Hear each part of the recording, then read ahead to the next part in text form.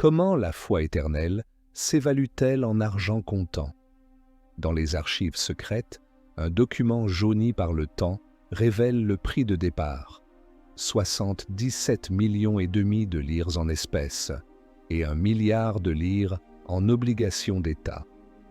C'est le chèque signé de la main tremblante mais assurée de Benito Mussolini, le duc d'Italie, à l'ordre du Saint-Siège. La date, 11 février 2929. Les accords du Latran viennent d'être signés. L'Église catholique, après des décennies de conflits avec l'État italien, retrouve sa souveraineté. Elle reçoit un territoire minuscule, la Cité du Vatican, mais un pouvoir immense. En échange, le pape Pie XI offre au régime fasciste sa bénédiction, une légitimité divine qui consolidera son pouvoir.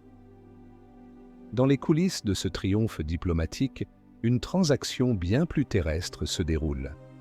Le Vatican prêchait la pauvreté depuis la chair, mais pratiquait Wall Street dans ses sous-sols. Ce pacte, scellé dans l'encre et le sang à venir, n'est pas seulement politique, il est financier. Il est la pierre angulaire, le péché originel sur lequel sera bâtie l'institution financière la plus secrète et la plus scandaleuse du monde. Cette fortune colossale, née d'un accord avec un dictateur, ne pouvait être gérée par des prêtres habitués à compter les deniers du culte. Il fallait un esprit laïque, un génie de la finance, un homme capable de faire fructifier cet argent sans poser de questions morales. Cet homme, ce fut Bernardino Nogara, un ingénieur de formation, un financier par vocation, un cynique par nécessité. Quand le pape Pie XI lui confia les clés du trésor, Nogara posa une seule condition, non négociable. Il aurait une liberté totale. Il ne serait soumis à aucune doctrine religieuse ou morale dans ses choix d'investissement. L'argent, pour Nogara, n'avait pas de confession, pas de patrie et surtout pas d'odeur. Le pape, comprenant que la survie de l'Église dans le monde moderne dépendait de sa puissance économique, accepta. Ce fut le début d'une schizophrénie institutionnelle qui allait hanter le Vatican pendant un siècle. Le Saint-Siège condamnait officiellement la guerre, mais Nogara investissait massivement dans des fabricants d'armes. L'Église pourfendait la contraception, mais le portefeuille du Vatican incluait des parts dans des entreprises pharmaceutiques qui en produisaient. La machine était lancée. Nogara, avec une efficacité redoutable, diversifia les actifs du Vatican à travers le monde. Immobilier, actions, obligations. Il créa un empire financier tentaculaire, à l'abri des impôts italiens et de tout regard indiscret. Pour parfaire cette opacité, une nouvelle structure fut créée en 1942, en pleine Seconde Guerre mondiale, par le pape Pie XII. Son nom était anodin, presque pieux, l'Institut pour les œuvres de religion, ou IOR. En réalité, il ne s'agissait pas d'une banque au sens classique. C'était un coffre-fort souverain, une chambre de compensation secrète réservée à une élite de clercs et d'initiés, une entité juridique unique au monde, ne répondant qu'au pape. C'était l'outil parfait pour déplacer des fonds à l'échelle planétaire sans laisser de traces. L'IOR n'était pas une banque pour les fidèles, mais une banque pour les princes de l'Église et leurs mystérieux partenaires. Et dans l'Europe déchirée par la guerre, cet instrument allait bientôt trouver une nouvelle vocation, bien plus sombre que le simple profit. L'argent de Mussolini avait créé la machine. Bientôt, l'or des nazis allait la mettre à l'épreuve. Le génie de Nogara ne consistait pas seulement à multiplier l'argent, il consistait à le rendre invisible. Il comprit avant tout le monde la puissance des paradis fiscaux. Il créa des sociétés écrans au Luxembourg, en Suisse, des holdings dont les véritables propriétaires étaient dissimulés derrière des couches de complexité juridique. Le Vatican devint un pionnier de la finance offshore, des décennies avant que le concept ne devienne courant. Cet argent, officiellement destiné aux œuvres de religion, finançait en réalité la diplomatie secrète du Saint-Siège, ses missions, son influence politique.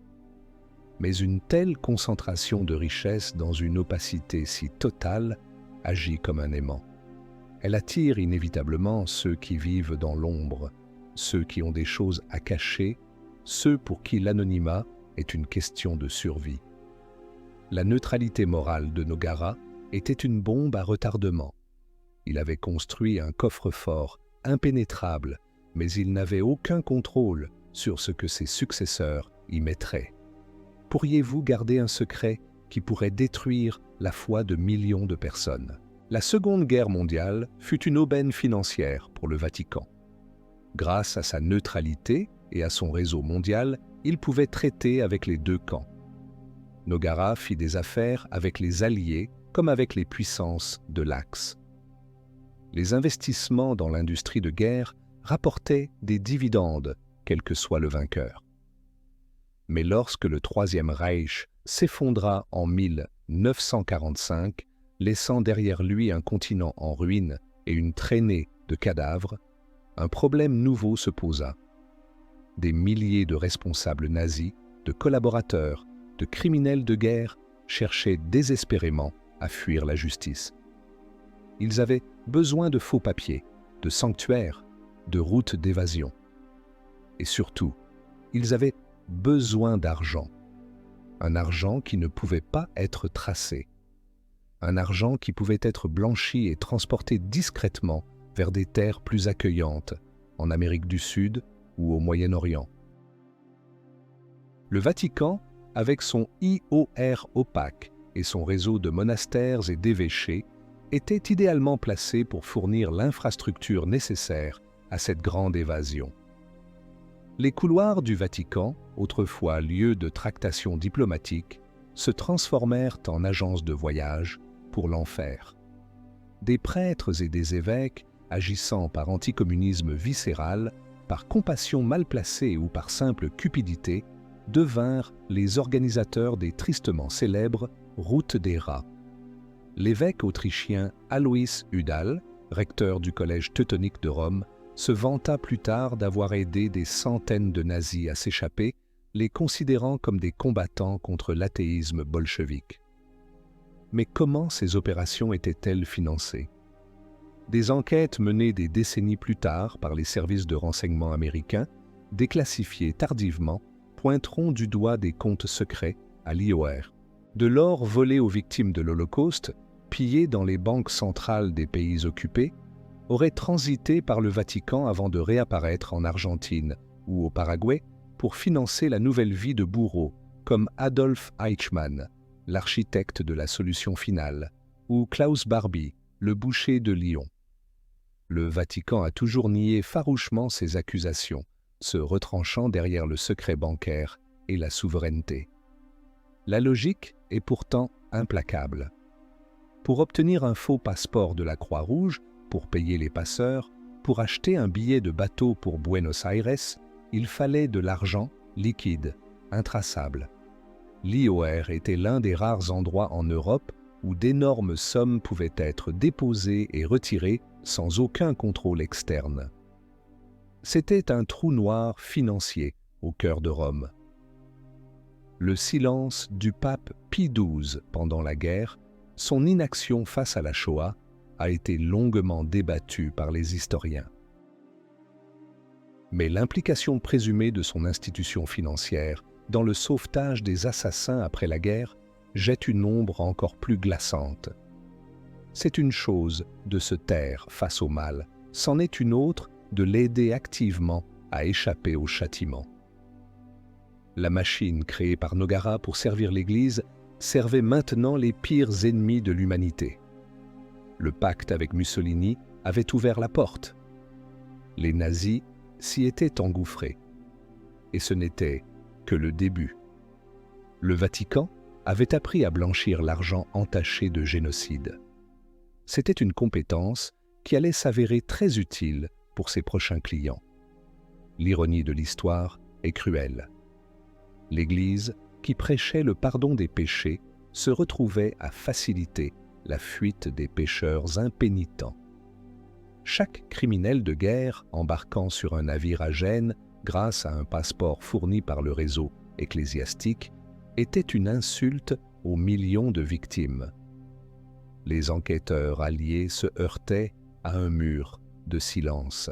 Pénétrer les secrets financiers du Vatican était plus difficile que de percer la ligne Siegfried. Les archives étaient scellées, les témoins muets, protégés par l'immunité diplomatique et la loi du silence. L'IOR fonctionnait comme une société secrète, avec ses propres règles, ses propres codes, sa propre morale. Une morale où la faim, la lutte contre le communisme, perçu comme le mal absolu, justifiait les moyens les plus abjects, y compris l'alliance avec les débris du nazisme. Le Vatican ne faisait pas de politique, disait-on. Il faisait de la théologie. Mais dans les bilans de l'IOR, la théologie ressemblait étrangement à de la géopolitique de l'ombre. La guerre était finie, mais l'argent de la guerre continuait de circuler. Le Vatican avait démontré son savoir-faire unique en matière de finances clandestines. Il avait prouvé qu'il pouvait garantir un anonymat total à ses déposants, quelle que soit l'origine de leurs fonds. Cette expertise n'allait pas rester longtemps sans emploi. Dans l'Italie de l'après-guerre, une nouvelle puissance émergeait des cendres, une puissance qui avait elle aussi besoin de discrétion et de services bancaires très spéciaux. Elle ne portait pas l'uniforme noir des fascistes ni la croix gammée des nazis. Elle avait ses racines dans la terre aride de la Sicile et son commerce était le plus lucratif et le plus mortel du monde. La Cosa Nostra, la mafia sicilienne, était sur le point de devenir le partenaire commercial le plus important de la Banque de Dieu. Le savoir-faire acquis en aidant les nazis à fuir allait servir à blanchir les profits du trafic d'héroïne. Le miracle économique italien des années 60 et 70 avait une face cachée, un moteur alimenté par le crime. Tandis que le pays se couvrait d'autoroutes et d'usines, la mafia sicilienne mettait en place la Pizza Connection, un réseau mondial de trafic d'héroïne qui inondait les rues des États-Unis d'Amérique. Des milliards de lire, sales du sang des guerres de gangs et des overdoses, remontaient vers l'Italie. Cet argent devait être lavé, purifié, réinjecté dans l'économie légale. Pour cela, il fallait une blanchisserie efficace, discrète et surtout intouchable. La mafia la trouva à quelques centaines de mètres de ses bases de Palerme, de l'autre côté du Tibre, derrière les murs impénétrables de la Cité du Vatican. L'Institut pour les œuvres de religion était sur le point de connaître son âge d'or le plus sombre. Alors, première question pour vous qui regardez dans l'abîme. Si vous deviez choisir quel était le plus grand péché, accepter l'argent du fascisme pour survivre ou risquer la disparition de l'Église au nom de la pureté? Écrivez votre choix dans les commentaires. La rencontre entre ces deux mondes, celui de la croix et celui de la coppola, fut incarnée par un homme, Michel Sindona. Un financier sicilien brillant, prédateur et sans scrupules, surnommé le requin. Il avait commencé sa carrière en gérant la fortune des plus grandes familles mafieuses, comme les Inzerillo et les Gambino. Mais son ambition était sans limite. Il voulait conquérir le monde de la haute finance. Pour cela, il lui fallait une porte d'entrée respectable. Il la trouva au Vatican. Grâce à ses relations et à son génie pour les montages complexes, il devint le conseiller financier de confiance du pape Paul VI. Il était l'homme qui murmurait à l'oreille des cardinaux, leur promettant des rendements miraculeux. En réalité, il utilisait l'IOR comme le pivot de ses opérations. Il ouvrit des centaines de comptes anonymes, numérotés, au nom d'œuvres de charité fictives. Sur ces comptes, il faisait transiter l'argent de la drogue de ses amis mafieux, qui ressortait de l'autre côté, propre comme un sous-neuf, investi dans des banques et des entreprises à travers l'Europe et l'Amérique. Le Vatican devint le paradis fiscal de la Cosa Nostra. Pendant que les parrains commanditaient des assassinats dans les rues de Palerme, leur argent était géré avec diligence par les employés en col romain de la Banque du Pape. C'était un mariage de convenance parfait. La mafia obtenait le blanchiment et la respectabilité. Le Vatican, lui, recevait des commissions substantielles et des investissements qui rapportaient gros. L'archevêque américain Paul Marcinkus, un homme à la carrure de garde du corps et à la morale flexible, fut nommé à la tête de l'IOR en 1971. Il ne parlait pas l'italien, ne comprenait rien aux subtilités de la curie, mais il comprenait le langage de l'argent et du pouvoir. Sa phrase fétiche résumait sa philosophie. On ne peut pas diriger l'Église avec des « Je vous salue, Marie ». Avec Sindona comme guide, Marcinkus ouvrit grand les portes du temple aux marchands qui, cette fois-ci, n'étaient pas de simples commerçants, mais des trafiquants de drogue et des assassins. L'argent sale corrompt tout ce qu'il touche. Le système de Sindona était une pyramide de Ponzi géante, un château de cartes construit sur des dettes, des fraudes et des mensonges. Pour maintenir l'illusion, il avait besoin de toujours plus d'argent frais. Il acheta des banques en Italie, en Suisse et même aux États-Unis d'Amérique. Son joyau était la Franklin National Bank, l'une des plus grandes banques américaines. Il l'utilisa pour des spéculations monétaires hasardeuses, couvertes par la garantie implicite du Vatican. Mais en 1974, le château de cartes s'effondra. La Franklin National Bank fit la plus grande faillite de l'histoire américaine à l'époque. Le scandale fut énorme. Le nom du Vatican fut éclaboussé. Sindona fut inculpé aux États-Unis d'Amérique et en Italie. La fête était finie, ou plutôt elle entrait dans sa phase la plus sanglante. Car dans le monde de la mafia, quand on perd l'argent des parrains, on ne signe pas un chèque de dédommagement. On signe son propre arrêt de mort. Sindona, sentant le vent tourner, tenta une manœuvre désespérée. Il organisa son propre faux enlèvement, espérant faire pression sur ses anciens alliés politiques et religieux. Mais il était devenu un homme trop dangereux. Il en savait trop sur les secrets financiers du Vatican, sur les liens entre les cardinaux, les politiciens et les chefs mafieux. En 1986, alors qu'il purgeait sa peine dans une prison de haute sécurité en Italie, il but un café. Quelques minutes plus tard, il mourait empoisonné au cyanure. Suicide? Ou a-t-on suicidé le banquier qui menaçait de parler? Le message était clair, le silence est d'or et la parole est mortelle. La mort de Sindona ne régla rien. Elle ne fit qu'ouvrir un nouveau chapitre, encore plus trouble, de cette saga. Car Sindona n'était pas seul. Il n'était qu'un rouage dans une machine bien plus vaste. Une machine qui impliquait non seulement la mafia, mais une société secrète si puissante qu'elle était considérée comme un État dans l'État, une loge maçonnique clandestine qui avait infiltré les plus hauts niveaux du pouvoir italien. L'argent de la mafia qui transitait par l'IOR ne servait pas seulement à enrichir les parrains, il finançait autre chose, une conspiration, un projet politique obscur visant à renverser la démocratie italienne. Le partenaire de Sindona dans cette entreprise n'était autre que Roberto Calvi, le président de la Banco Ambrosiano de Milan, la plus grande banque privée d'Italie.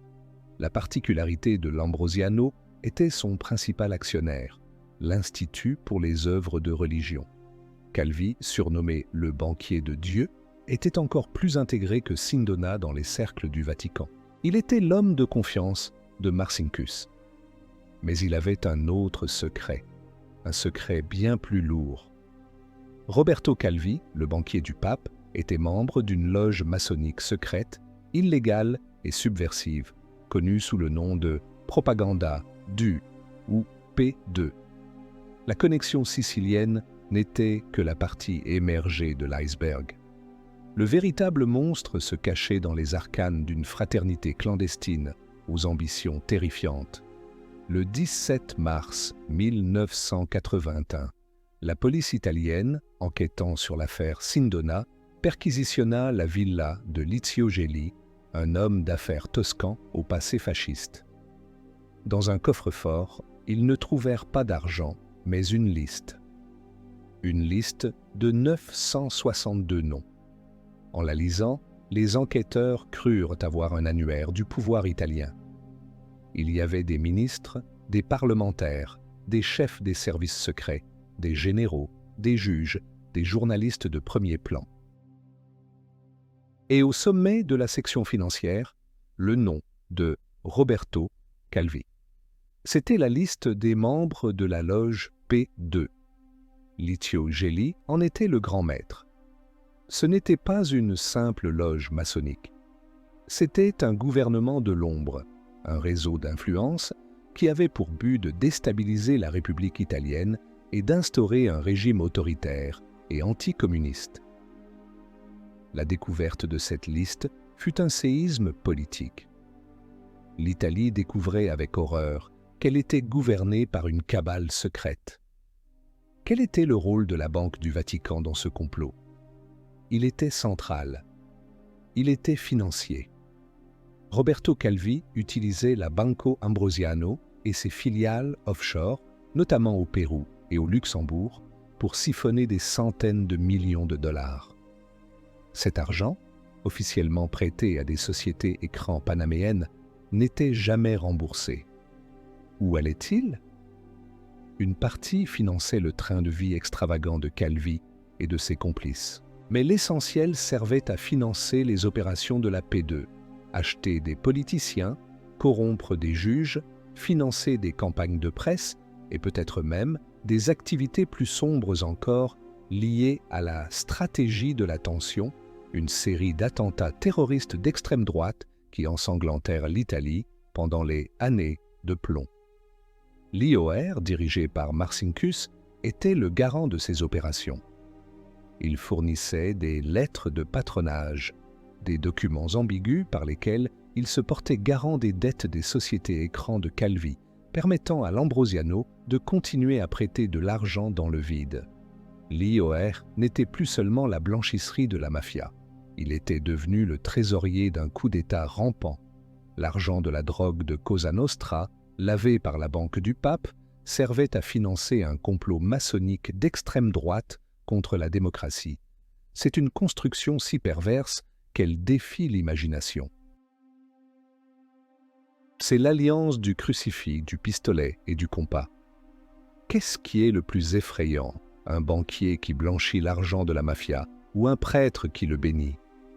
Pour le Vatican, la P2 de Gelli était un allié objectif. Ils partageaient le même ennemi, le communisme. Le Parti communiste italien était le plus puissant d'Occident et menaçait d'arriver au pouvoir. Pour les stratèges du Vatican, un régime autoritaire de droite était un moindre mal. C'était un retour cynique à la logique du pacte avec Mussolini, s'allier avec le diable pour sauver ce que l'on considère comme sa mission divine. Mais le diable, comme toujours, finit par présenter la facture. La découverte de la liste P2 déclencha la panique. Le réseau était exposé. Les enquêteurs commencèrent à tirer sur les fils, et tous les fils menaient à la Banco Ambrosiano, et de là au Vatican. Roberto Calvi se retrouva pris au piège. Ses protecteurs politiques le lâchaient. La Banque d'Italie commença à poser des questions sur un trou d'1,3 milliard de dollars dans les comptes de l'Ambrosiano. Calvi était une bombe à retardement. Comme Sindona avant lui, il en savait trop. Il connaissait les noms, les comptes, les transactions secrètes qui liaient l'Église, la mafia et les conspirateurs de la P2. Il tente de faire chanter ses anciens amis, y compris au Vatican, menaçant de tout révéler. Il écrivit une lettre au pape Jean-Paul II, une lettre qui sonnait comme un avertissement et un appel à l'aide. Il n'obtint pas de réponse. Le système qu'il avait servi était sur le point de le broyer. L'année 1978 avait été une année de présage. En août, le pape Paul VI, l'homme qui avait fait confiance à Sindona et Calvi, mourut. Son successeur fut le cardinal Albino Luciani, qui prit le nom de Jean-Paul Ier. Un homme simple, humble, que l'on surnomma le pape au sourire. Mais derrière ce sourire se cachait une volonté de faire. Dès son élection, il annonça son intention de faire le grand ménage dans les finances du Vatican et de démettre de ses fonctions l'archevêque Marcinkus. Il demanda à voir les dossiers de l'IOR. 33 jours seulement après son élection, le 28 septembre 1978, on le retrouva mort dans son lit. La cause officielle du décès, annoncée à la hâte, fut un infarctus. Aucune autopsie ne fut pratiquée. Le Vatican verrouilla toute information. Mais le doute s'installa et ne partit jamais. Le pape, qui voulait nettoyer le temple, avait-il été assassiné? Cette mort suspecte marqua le début de l'acte final et sanglant de la plus grande crise financière de l'histoire du Vatican. La conspiration de la P2 allait bientôt réclamer ses dernières victimes. Le dénouement se joua 4 ans plus tard, en 1982. La Banco Ambrosiano de Roberto Calvi était en faillite. Le trou d'1,3 milliard de dollars était béant. Calvi, condamné en Italie, s'enfuit à Londres avec un faux passeport. Il était un homme aux abois, cherchant désespérément un moyen de sauver sa peau et son argent. Le 17 juin, sa secrétaire personnelle, Graziella Corroche, se jeta par la fenêtre de son bureau à Milan, laissant une lettre maudissant Calvi pour les ennuis qu'il avait causés. Le lendemain matin, à Londres, un postier découvrit un spectacle macabre. Sous le pont de Blackfriars, un pont au nom sinistrement évocateur, un corps se balançait au bout d'une corde. C'était Roberto Calvi. Ses poches étaient remplies de briques et de près de 15 000 $ en différentes devises. La police britannique conclut d'abord à un suicide. Mais les détails étaient trop étranges. Le pont de Blackfriars, les Frères Noirs, est un lieu chargé de symbolisme maçonnique. La mise en scène ressemblait à une exécution rituelle, un avertissement destiné à ceux qui trahissent les secrets de la fraternité. Suicide ou meurtre? Pendant des années, le mystère a plané. Des enquêtes ultérieures menées en Italie ont conclu à un homicide. Des repentis de la mafia ont affirmé que Calvi avait été assassiné sur ordre de la Cosa Nostra parce qu'il avait perdu leur argent. D'autres théories pointent vers la P2 qui aurait éliminé un témoin devenu trop bavard. La vérité est probablement un mélange des deux. Calvi avait trahi tout le monde, la mafia, les francs-maçons, le Vatican. Il avait violé la règle d'or de ce monde souterrain, l'omerta, la loi du silence. Sa mort spectaculaire et symbolique servait d'exemple. C'était la fin brutale du banquier de Dieu. L'homme qui avait géré les finances occultes du pouvoir italien gisait désormais au fond de la Tamise, emportant ses secrets avec lui. La cascade de morts suspectes, Jean-Paul Ier, Sindona, Calvi, semblait être l'œuvre d'une force invisible et impitoyable, déterminée à effacer toutes les traces de la conspiration. Le scandale de l'Ambrosiano fut une déflagration mondiale. Le nom du Vatican était sur toutes les lèvres, associé à la faillite, à la mafia et aux sociétés secrètes. L'IOR et son président, l'archevêque Marcinkus, était au cœur de la tourmente. Les magistrats italiens voulaient l'interroger, l'inculper pour son rôle dans la banqueroute frauduleuse. Mais Marcinkus était intouchable.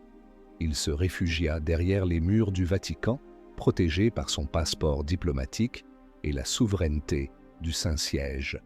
Le pape, Jean-Paul II, élu après la mort mystérieuse de son prédécesseur, se retrouva face à un dilemme cornélien. Comment punir les coupables sans exposer l'entière complicité de sa propre institution? Comment restaurer la crédibilité morale de l'Église tout en protégeant ses secrets financiers? Ce fut le début d'une longue et âpre bataille juridique et politique, un bras de fer entre l'État italien et le micro-État du Vatican. L'opération de dissimulation avait commencé. Le Vatican joua la carte de l'immunité souveraine. Il refusa de livrer Marcinkus à la justice italienne, arguant que l'IOR n'était pas soumis aux lois du pays qui l'entourait. C'était un acte d'une arrogance juridique inouïe. Le Vatican se comportait comme une forteresse assiégée, protégeant l'un des siens contre le monde extérieur. Marcinkus devint le symbole de cette impunité. Il continuait de se promener dans les jardins du Vatican, jouant au golf, tandis que les journaux du monde entier réclamaient sa tête. Finalement, après des années de négociations, un compromis fut trouvé. Le Vatican accepta de verser 241 millions de dollars aux créanciers de la Banco Ambrosiano. Ce n'était pas une reconnaissance de culpabilité juridique, mais une contribution volontaire faite en reconnaissance de sa responsabilité morale. C'était une pirouette sémantique, un moyen d'acheter la paix sans admettre le crime. L'argent, une fois de plus, servait à effacer les péchés. Aucun haut responsable du Vatican ne fut jamais jugé ou condamné. Le système s'était protégé lui-même. Jean-Paul II tenta bien de réformer l'IOR. Il nomma une commission de cardinaux pour superviser la banque et remplaça finalement Marcinkus en 1989. Mais c'était une réforme de façade. La structure fondamentale de l'IOR, son opacité et son statut extraterritorial restaient intacts. La Banque du Vatican avait survécu à son plus grand scandale. Elle avait prouvé qu'elle était plus forte que les hommes qui la dirigeaient, plus forte que les papes qui tentaient de la contrôler. C'était une créature autonome, un monstre financier qui vivait sa propre vie au cœur de l'Église. Les leçons du passé n'avaient pas été tirées. Le cycle de l'argent sale, des secrets et de la corruption était destiné à se répéter. Le monde entrait dans un nouvel âge, celui de l'information et d'Internet. Les vieux murs du Vatican allaient dès bientôt être mis à l'épreuve par une nouvelle forme de menace, la transparence. Et le prochain scandale ne viendrait pas des procureurs ou des journalistes, mais de l'intérieur même du palais apostolique. Au tournant du XXIe siècle, l'Institut pour les œuvres de religion semblait avoir retrouvé une certaine quiétude. Les souvenirs de Calvi et de Sindona s'estompaient. La banque continuait ses activités dans l'ombre, gérant des milliards d'euros pour le compte du Saint-Siège et de ses clients privilégiés. Mais les vieux démons n'étaient jamais loin. En 2012, une bombe explosa au cœur du Vatican. Un scandale d'un genre nouveau, surnommé Vatilix. Cette fois, pas de banquier véreux ou de mafieux, mais un traître improbable, Paolo Gabriele, le propre majordome du pape Benoît XVI. Pendant des mois, cet homme discret et fidèle avait photocopié des centaines de documents confidentiels passés sur le bureau du pape et les avait transmis à un journaliste italien. Ces documents peignaient un tableau dévastateur de la curie romaine. Lutte de pouvoir intestine, corruption, népotisme et, une fois de plus, des malversations financières impliquant l'IOR. Les fuites Vatilix révélèrent que peu de choses avaient changé depuis l'époque de Marcinkus. L'IOR était toujours utilisé pour ouvrir des comptes anonymes, suspectés de servir au blanchiment d'argent. Un des documents révélait comment la banque avait été utilisée pour payer des pots de vin dans le cadre de contrats publics. Un autre mettait en lumière le combat acharné d'un prélat, Monseigneur Carlo Maria Vigano, qui tentait d'instaurer la transparence financière au Vatican et qui avait été pour cela promu et exilé à Washington. Les documents montraient une institution sclérosée, rongée par le carriérisme et la culture du secret, où toute tentative de réforme était violemment combattue par une vieille garde bien décidée à conserver ses privilèges. Le scandale était moins sanglant que celui de l'Ambrosiano, mais il était peut-être plus dévastateur, car il venait de l'intérieur, de l'entourage le plus proche du souverain pontife. C'était la preuve que le mal était systémique, endémique. Le pape Benoît XVI, un théologien brillant mais un homme peu à l'aise avec les intrigues du pouvoir, fut profondément ébranlé par cette trahison. Il voyait son autorité bafouée, l'Église qu'il dirigeait exposée comme un panier de crabes. Le scandale Vatilix, couplé à la crise des abus sexuels sur mineurs qui secouait l'Église mondiale, créa une atmosphère de fin de règne. Le 11 février 2013, à la surprise générale, Benoît XVI annonça sa renonciation. C'était un acte sans précédent depuis près de 600 ans. La raison officielle était son âge avancé et sa santé déclinante. Mais beaucoup y virent un aveu d'impuissance. Le pape allemand, l'intellectuel rigoureux, avait-il jeté l'éponge, convaincu qu'il ne pourrait jamais vaincre l'hydre de la corruption nichée au cœur du Vatican? Sa démission fut un cri silencieux, l'acte d'un homme qui, ayant regardé dans l'abîme, a décidé qu'il n'avait plus la force de combattre les monstres qui s'y trouvaient. La renonciation de Benoît XVI laissa l'Église dans un état de choc et de confusion. Mais elle créa aussi une opportunité unique. L'opportunité d'un nouveau départ, d'une rupture radicale avec le passé. Les cardinaux, réunis en conclave, savaient qu'ils ne pouvaient plus élire un homme de la curie, un homme du système. Ils devaient chercher ailleurs, loin de Rome. Ils se tournèrent vers un cardinal argentin, l'archevêque de Buenos Aires, Jorge Mario Bergoglio. Un jésuite, un homme qui avait passé sa vie dans les villas miseria, les bidonvilles de sa ville, un homme qui prenait le bus et cuisinait ses propres repas. Un homme qui, en montant sur le trône de pierre, choisit un nom qui était en soi un programme, François, en l'honneur du saint d'Assise, le symbole de la pauvreté et de la réforme de l'Église. Le pape, venu du bout du monde, allait déclarer la guerre à la Banque du Vatican. La révolution de François commença dès les premiers jours de son pontificat. Son style de vie simple était en soi une attaque contre le luxe et l'opulence des princes de l'Église. Mais il ne s'arrêta pas au symbole. Il s'attaqua directement à la bête, l'Institut pour les œuvres de religion. Il refusa d'habiter les somptueux appartements pontificaux, choisissant de vivre dans la plus modeste résidence Sainte-Marthe, où il pouvait, disait-il, voir des gens. L'une de ses premières décisions fut de nommer une commission d'enquête sur l'IOR, composée d'experts laïcs internationaux.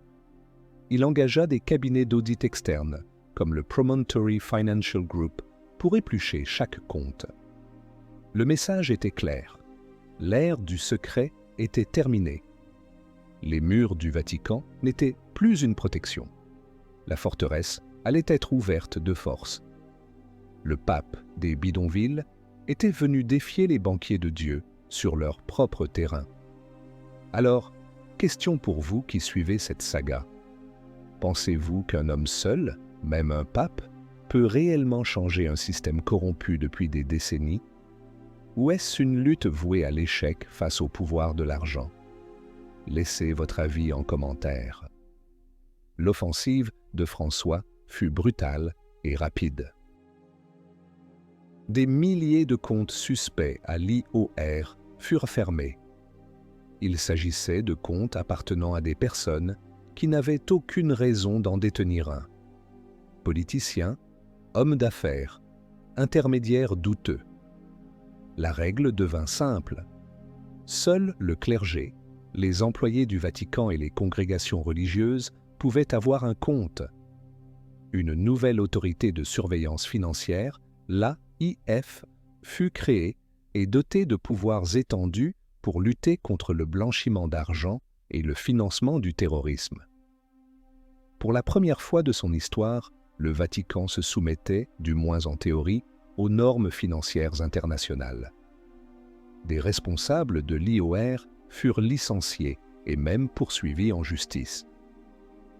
Le directeur et le vice-directeur de la banque furent arrêtés.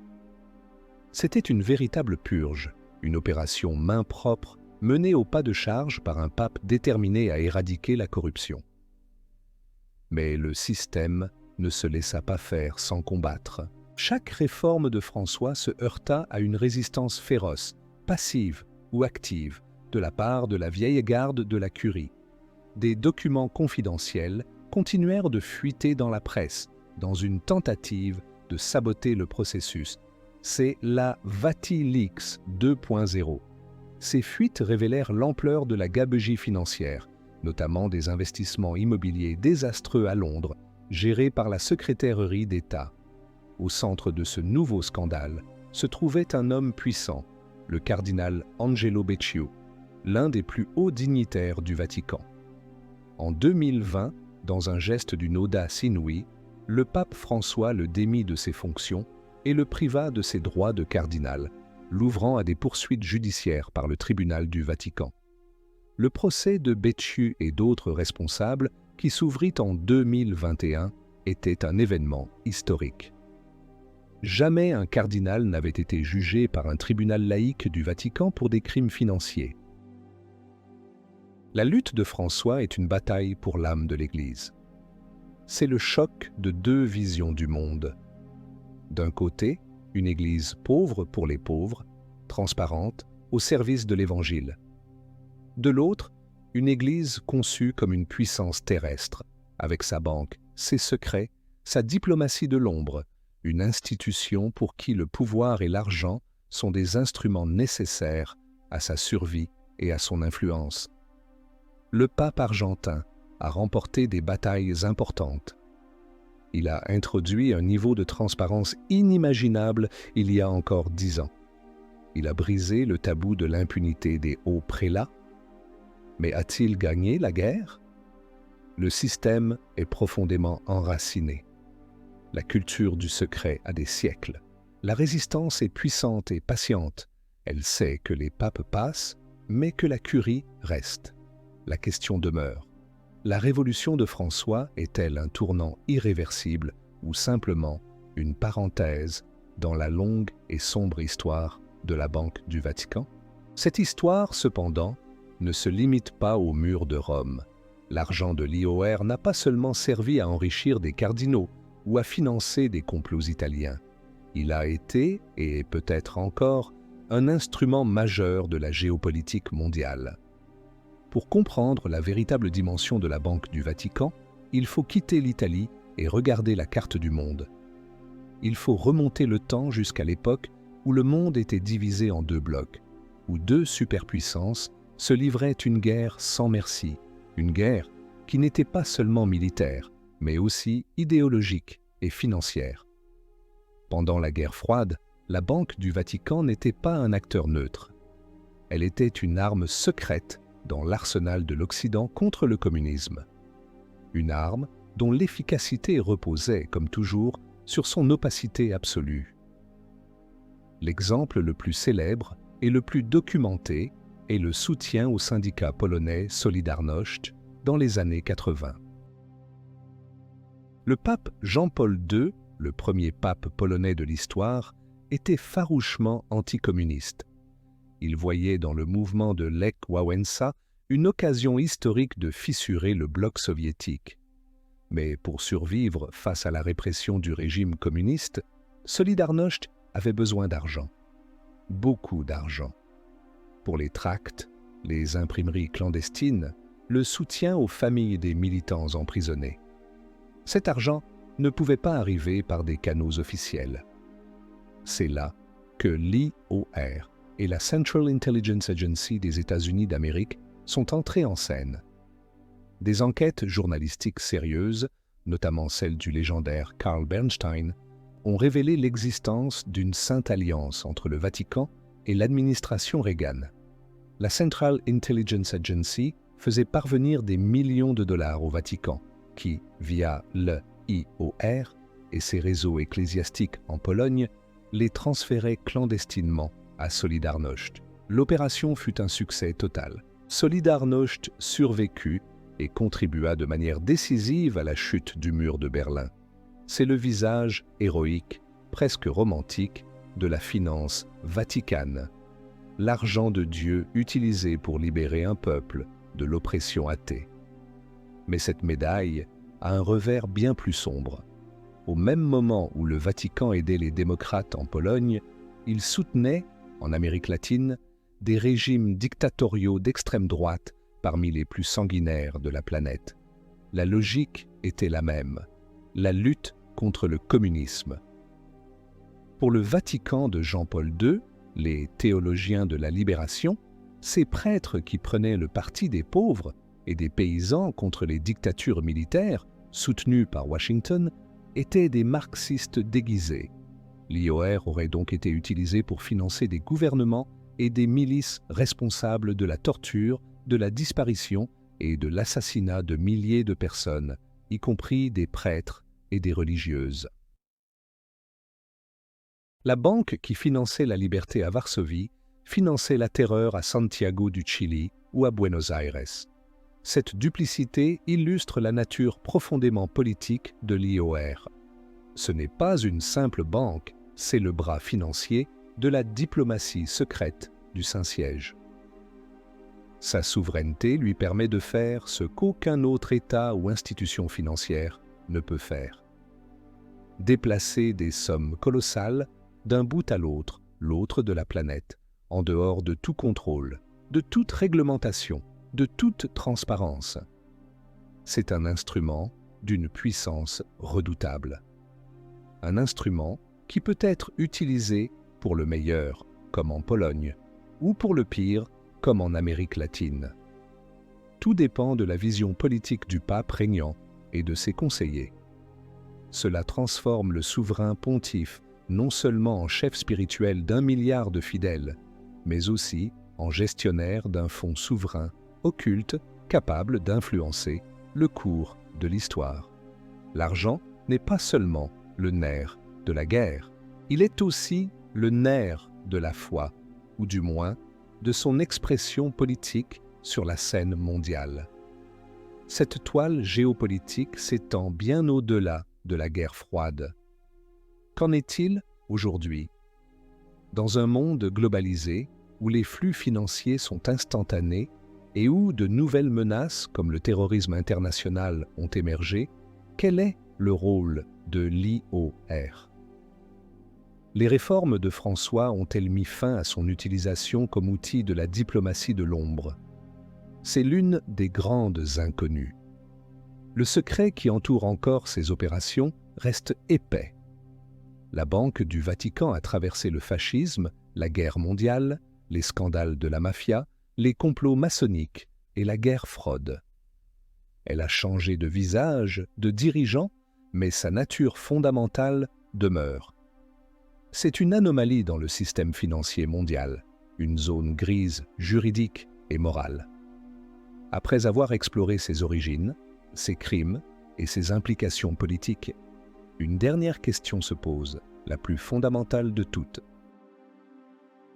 Quelle est, en définitive, la véritable nature de cette institution? Quel est le dernier secret que cachent les murs du Vatican? Nous arrivons au terme de notre voyage dans les souterrains de la foi et de la finance. L'histoire de la Banque du Vatican est une boucle tragique, un cycle sans fin de péché et de repentance, de corruption et de réforme. Chaque scandale est suivie de promesses de transparence.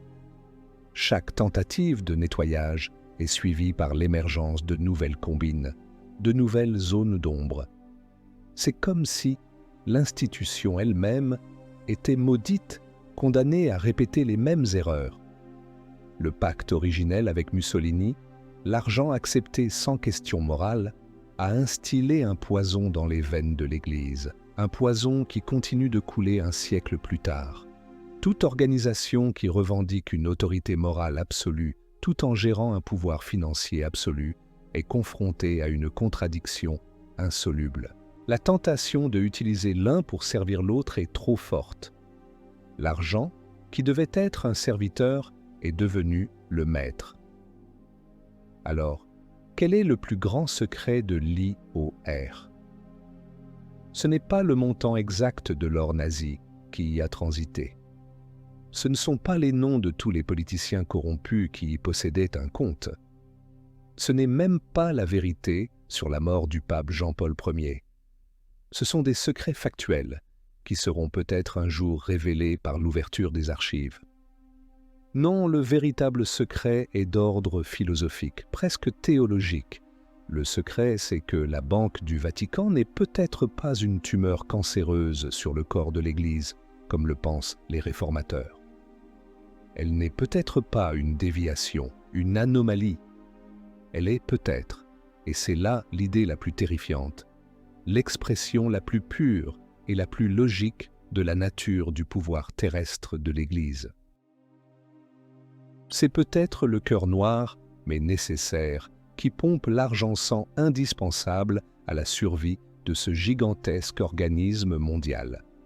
Dans cette optique, l'IOR n'est pas un échec, mais une réussite cynique et brutale. Il a permis au Vatican de survivre à la chute des États pontificaux, au fascisme, au communisme. Il lui a donné les moyens de son influence mondiale. Il est le prix à payer pour que le pape puisse parler d'égal à égal avec les présidents et les rois. C'est l'incarnation d'un choix, fait il y a longtemps et jamais renié. Le choix de ne pas être seulement un royaume spirituel, mais aussi une puissance de ce monde. Et pour être une puissance de ce monde, il faut en accepter les règles. Des règles faites de secrets, de compromis, d'alliances inavouables et d'argent sale. Le Vatican prêche le ciel, mais pour le faire, il a les 2 pieds fermement plantés sur la terre et les mains plongées jusqu'au coude dans ces eaux troubles.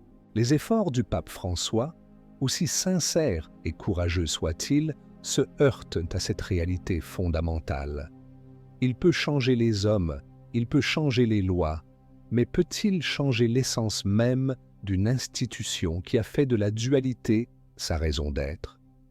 La Banque du Vatican est le miroir monstrueux de l'Église elle-même, avec sa part de sainteté et sa part de péché, sa lumière et ses ténèbres. Elle existera tant que l'Église cherchera à exercer un pouvoir sur cette terre. Le dernier secret, le plus inavouable, n'est pas caché dans un coffre-fort. Il est à la vue de tous pour qui veut bien le voir. C'est la reconnaissance silencieuse que pour maintenir un empire au nom de Dieu, il faut parfois passer des pactes avec ce qui ressemble étrangement à son contraire. L'histoire n'est pas finie. Les archives ne sont pas encore toutes ouvertes. Et dans les couloirs silencieux du Vatican, la prochaine intrigue se noue déjà. Car tant qu'il y aura une foi absolue et un argent absolu réunis en un même lieu, il y aura inévitablement des secrets absolus, et quelqu'un devra les garder.